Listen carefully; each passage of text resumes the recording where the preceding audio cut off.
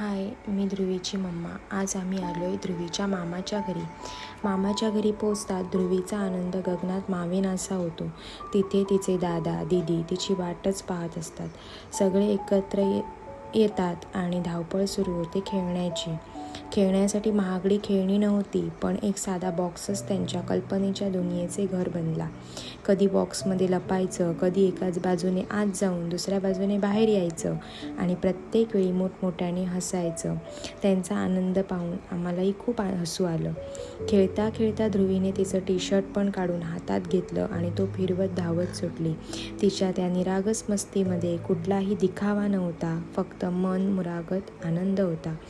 मामाचं घर म्हणजे ध्रुवीसाठी प्रेम, माया, मस्ती आणि खूप साऱ्या सुंदर आठवणी. असे निरागस क्षण कॅमेऱ्यात कैद होतात, त्याहून जास्त मनातही जपले जातात. तुम्हीही